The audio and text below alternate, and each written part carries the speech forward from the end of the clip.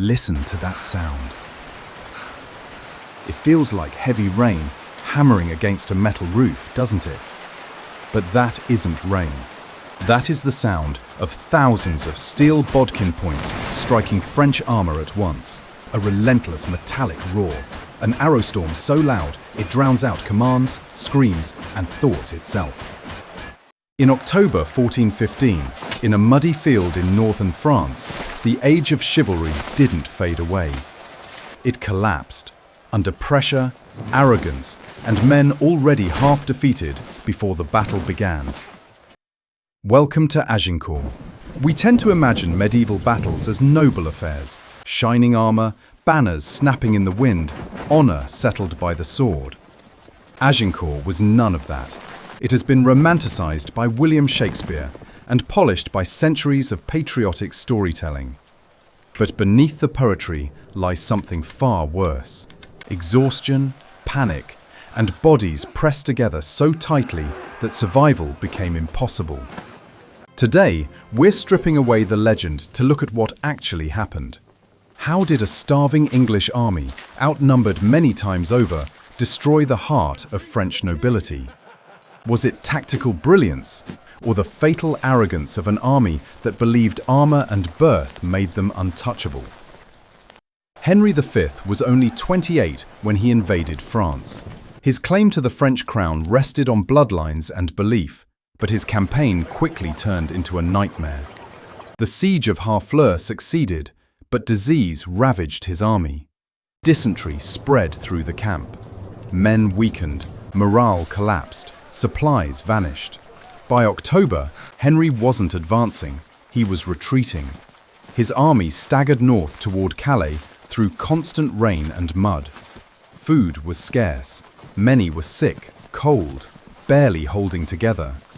And all the while, a massive French force shadowed their every move, blocking crossings, pushing Henry deeper into danger. Near a small village called Agincourt, the escape ended. The English scouts saw the French host ahead, a vast formation of steel and banners. Modern estimates place the French at roughly 25,000 to 30,000 men, perhaps 5 times Henry's force. Henry had barely 6,000, and most of them carried bows, not armour. Dawn broke on October 25th, St. Crispin's Day. The battlefield itself would decide the outcome. A narrow strip of freshly ploughed land hemmed in by dense woodland. Weeks of rain had turned the ground into thick, clinging mud. Every step, a struggle.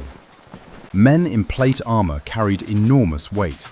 If they fell, getting up again took strength they no longer had.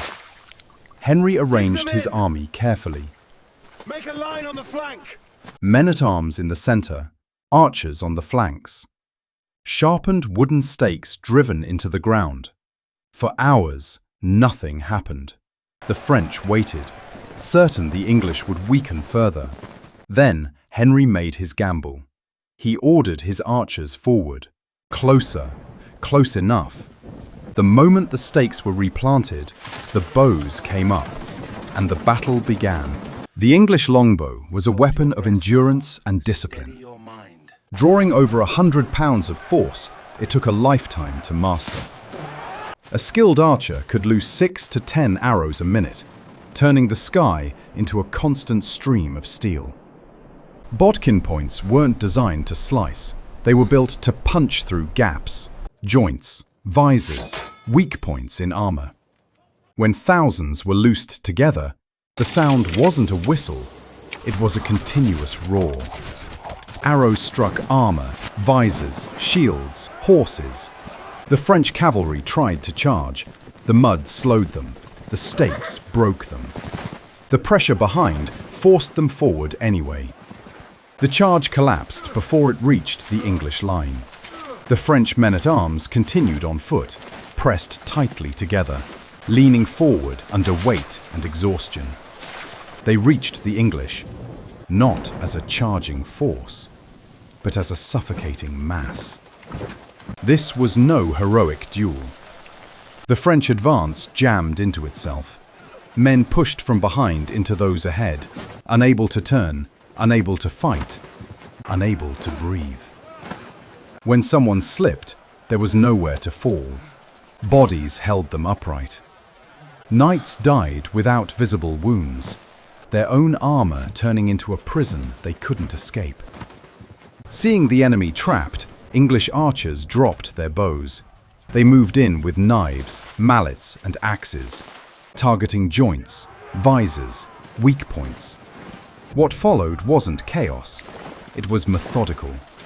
The French lines stopped functioning as an army. As the fighting ebbed, confusion spread through the English ranks.